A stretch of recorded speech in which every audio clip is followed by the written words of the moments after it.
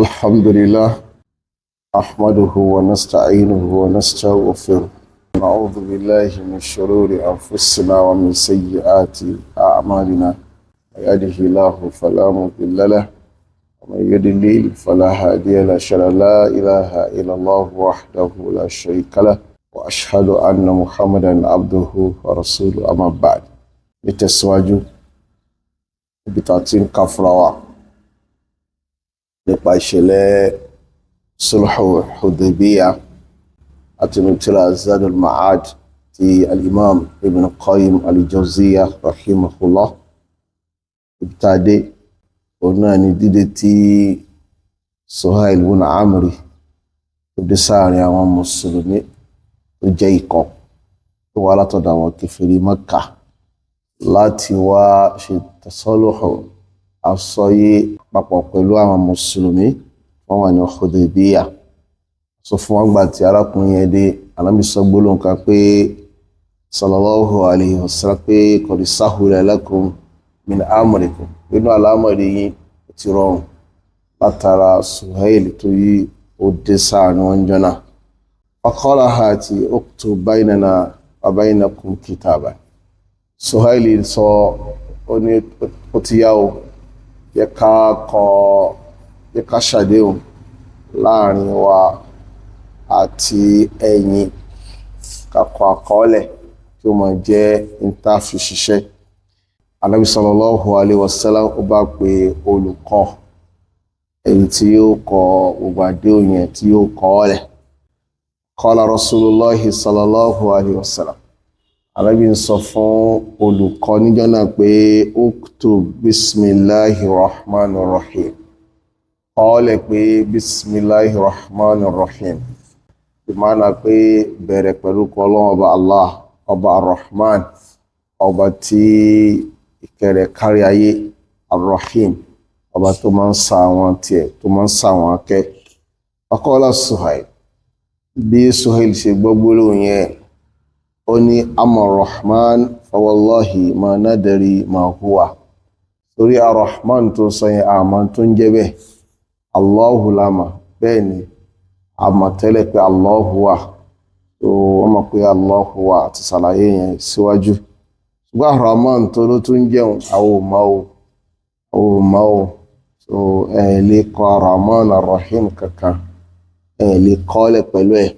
ولكن اكتب باسمك اللهم كما كنت تكتب انتو كوني بي باسمك اللهم انتو كوني kọ pé باسمك اللهم lórúkọ rẹ̀ Olúwa wa انتو كوني فقال المسلمون المسلمين جنا اني والله لا نكتبها الا بسم الله الرحمن الرحيم الله bismillahirrahmanirrahim láàkọ̀ ó lè sọ fún wa pé káwọn yí orúkọ yẹn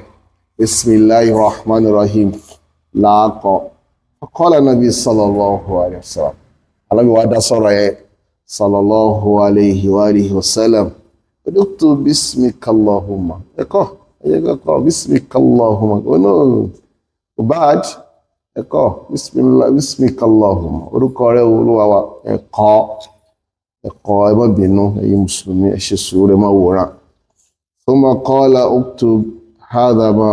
qada alayhi muhammadu rasulullah lẹ́yìn gbàdá nábì ní tó sọ fún ìbò kọ́ wípé eléyìí náà ni àsọyé tó wáyé láàrin muhammad òjíṣẹ́ allah kí títà nábì sọ yẹn tó sọ fún olùkọ́ pé kó kọ́ bẹ́ẹ̀ Qala Suhail to raise another objection. I like to say what a call. Only for wallahi law kunna na'lamu annaka rasulullah. Only mo fi Allah búra. Tá bá gbà pé òjíṣẹ́ Ọlọ́run bá ní olóòótọ́ ni. Ma sadadnaka anil bait. Ní kọdíọ̀ kó wá ṣe umra nílé Ọlọ́run ọba. Ní kọdíọ̀ wàlákọ̀ tàlínáka kódà àrí bá ọjà wàlákì ní kùtù ní tó kọ̀rí o Muhammad bin Abdullah wọ́n lọ́gọ́ tó kọ̀rí pé Muhammad bin Abdullah Muhammad ọmọ Abdullah ni ó kọ ọkọ Muhammadu Rasulullah kankan o Muhammad bin Abdullah qala nabiyyu sallallahu alayhi wa sallam anabi wa tó dá lóhùn pé inni Rasulullahi wa in kadhabtumuni òjíṣẹ́ Ọlọ́run wa ni mí òjíṣẹ́ Allah ni mí ẹ bá pè mí lónírọ́ ẹ bá sọ pé ẹ gbà mí gbọ́ uktub Muhammad bin Abdullah olùkọ́ kọ́ wípé Muhammad ọmọ Abdullah kọ́ bẹ́ẹ̀ wàkọ́lá nàbí sallallahu alayhi wa sallam wọ́n tún wá tẹ̀síwájú nínú ọ̀rọ̀ yẹn ànábì sallallahu alayhi wa sallam ó sọ fún olùkọ́ pé kọ́ báyìí pé nǹkan tó lọ láàrin yẹn àwọn àlékún kan bẹ́ẹ̀ ń bí tó yẹ ká fi sí wọ́n náà àwọn àkọọ́lẹ̀ mi wọ́n tí ò sí nínú siyaq ti al-Imam Ibn Qayyim al-Jawziyya rahimahullah ọmọ wa ń bí wọn ò dárúkọ ẹni tó ń kan kan yẹn lẹ̀ wọn ò dárúkọ rẹ̀ fún wa nínú bí nínú ìtàn Ali ibn Abi Talib radiyallahu ta'ala anhu wọn tó ń kan kan lẹ̀ ń jẹ́nà ẹ̀pá kọ́ọ́lẹ̀ Ali ibn Abi Talib ni radiyallahu ta'ala anhu nígbàtí Ànábì sallallahu alayhi wa sallam sọ fún pé kọ́ pé bismillahir rahmanir rahim tí Suhail ibn Amr rẹ̀ rárá bismika Allahumma ni wà kọ́ nígbà tó débi uktub Muhammad Rasulullah kọ́ pé Muhammad òjíṣẹ́ Allah tí Suhail yarí rárá Muhammad ọmọ Abdullah lẹ́ẹ̀kọ́ Ali ti kọ́ lẹ̀ pé Muhammad Rasulullah Muhammadu òjíṣẹ́ Allah Ali ti kọ́ already Suhail ibn Amr yarí pé rárá yóò pa Rasulullah yẹ yóò pa rẹ̀ ọyíjọ́ náà Ali ibn Abi Talib radiyallahu ta'ala anhu ó yarí pé sam mi ò ní fọwọ́ mi kọ Rasulullah ilẹ̀ kí tó wá sí kí ni tó wá fọwọ́ mi parí èmi kọ́ mi ò lè ṣe bẹ́ẹ̀ lan af'ala dhalika abadan mi ò ní ṣe bẹ́ẹ̀ Ànábì sallallahu alayhi wa sallam wá béèrè lọ́wọ́ Ali pé níbo ni Rasulullah yẹn wà nínú tẹ́ kọ́lẹ̀ Ali wá sọ pé ibi ni ibi sí ibi ni Ànábì wá fi ọwọ́ ara rẹ̀ ó fi wá parẹ́ sallallahu alayhi wa sallam ìyẹn jú pé Ànábì wa Muhammad sallallahu alayhi wa sallam kò máa kọ kò máa kà he was illiterate Ọlọ́run olúwẹ̀dẹ́dà ṣe bẹ́ẹ̀ ni ó bá lè jẹ́ pé iṣẹ́ tó fi ràn wà ní wọn já àmì ńlá Ànábì ò máa kọ̀ọ̀kan máa kà Olúwa ní tó bá ṣe kó máa kọ́ ó máa kà ní àwọn kọlọ̀rọ̀ sí ẹ̀dá kan bá sọ pé ó lọ kọ́ǹbì kan ni Ànábì ò máa kọ̀ọ̀kan máa kà bí Kùránì ṣe tóbi tó yẹn ẹwà wọn ọ̀rọ̀ ńláńlá tánàbí ti sọ ahadith ẹ máa gbá wọn ọ̀rọ̀ mi tánàbí ó máa sọ wọ́n dárúkọ ayé Constantinople gbogbo dárúkọ everything wọ́n sọ gbogbo tí ó ṣẹlẹ̀ wá yíra Ànábì wa Muhammad sallallahu alaihi wasallam sọ̀rọ̀ tó yẹ pé mọ́jíza mírèkù tó ga jù tó lọ ẹ̀dẹ́dà ṣe fún Ànábì rẹ̀ Muhammad sallallahu alaihi wasallam ọ̀nà al-Qur'an al-Karim ìwé ńlá ìwé oníyì la ya'tihi al-batilu min bayni yadayhi wala min khalfi ìwé tí irọ́ ò lè bá from any direction ò ṣe corrupt Quran ò ṣe corrupt ẹni corrupt yẹ ẹni corrupt Quran àwọn ọmọ ń sọ yí pé tó bá kó gbogbo Quran nílẹ̀ tó kó nílẹ̀ kó láyé pé kò sí Quran mọ́ inshallah kó tó di alẹ́ nílùú wa ìlú tá a wà yìí a kọ Quran padà a ṣe gẹ́ni o a kọ́ padà kó tó dalẹ̀ inshallah gbogbo riwayati pátápátá mutawatirọ̀ ọ̀nà lásìkò nílùú wa yìí gbogbo riwayati mutawatirọ̀ pátápátá láàkọ́ iṣẹ́ hafs nìkan lọ́jọ́ tí wọ́n compile Quran tó ń kọ́ lẹ́gbẹ̀ẹ́ yẹ ká sọ́ dìwé kan gẹ́gẹ́ bó lùwẹ̀ dẹ́dà sí pé níwèé bí dhalikal kitabu la rayba fihi ìwé lolúwa pé ṣùgbọ́n bó ṣe ń sọ̀kalẹ̀ tálà bí wọ́n sọ fáwọn olùkọ́ àwọn kùtáàbù lè wáhàyè pé ẹ̀kọ́ síbí ẹ̀kọ́ síbẹ̀ yẹ àyà báyìí ẹ lọ kọ́ síbi tó lọ sọ báyìí tó sì lọ kọ́ ọbẹ̀ àwọn mùsùlùmí ha directly ni wọ́n ṣe kí ni wọ́n ha ni lẹ́yìn ikú Ànábì sallallahu alayhi wa sallam lọ́jọ́ tí wọ́n compile Quran tán kó yọ padà láyé Uthman ibn Affan láàárọ̀ ọjọ́ náà ṣé wò ká Quran ni ṣé wò ló sáwọn mùsùlùmí ò ká Quran lórí sọ́lá ni sáwọn tó wọ́n parí Quran lọ́jọ́ mẹ́ta ṣé wò ká Quran ìjọ náà ni wọ́n kà á. So compilation here was just an additional effort. Wà ilá effort tó ti wálẹ̀ ni pé àwọn mùsùlùmí máa ń ha Quran ni. Àwùjọ mùsùlùmí a máa ṣe kí ni o a máa ha Quran ó sì sì mọ́mọ́ rí nìyẹn tó fi dijọ́ gbìndàlùkìyàwó abẹ́rẹ́ dẹ́dà wa kó ṣe àwa náà nìkan láwọn tá a lè ṣe khidma fún Al-Qur'an Karim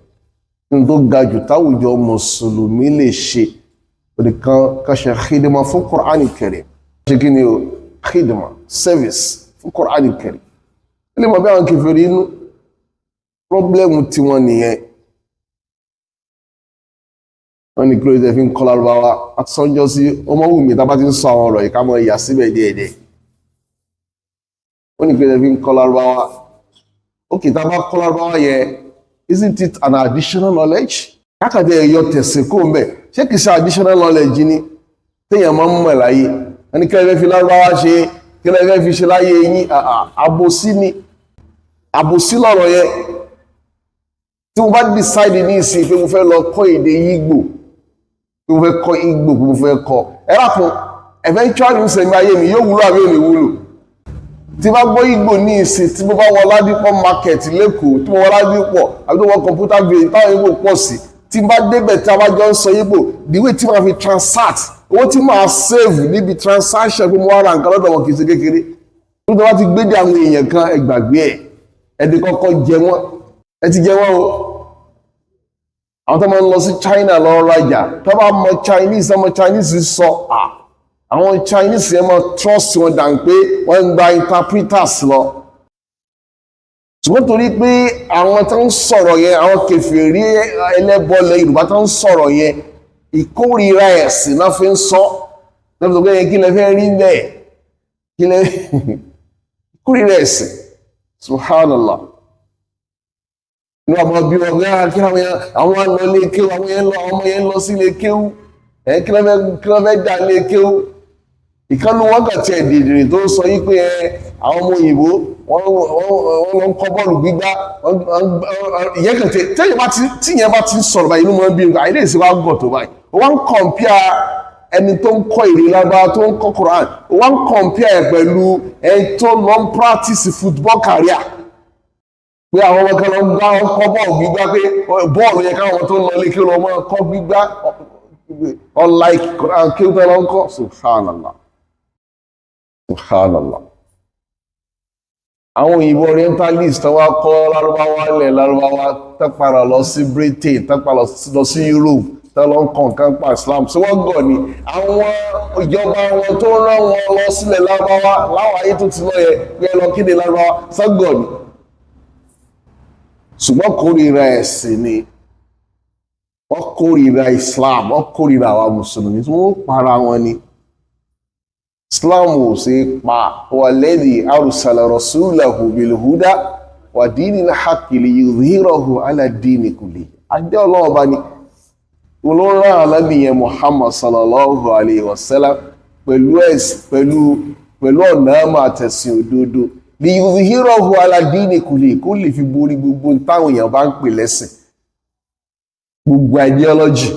gbogbo beliefs because as a human being wà ní ideology kan tó tẹ̀lé láyé ó lè jẹ́ Christian ó lè jẹ́ Judaism anything tó rí ó sì lè jẹ́ atheist pé ó jẹ́ atheist yẹn náà ideology ni kó sọ pé ó gbà pé kò sọ náà ideology ni kó sọ pé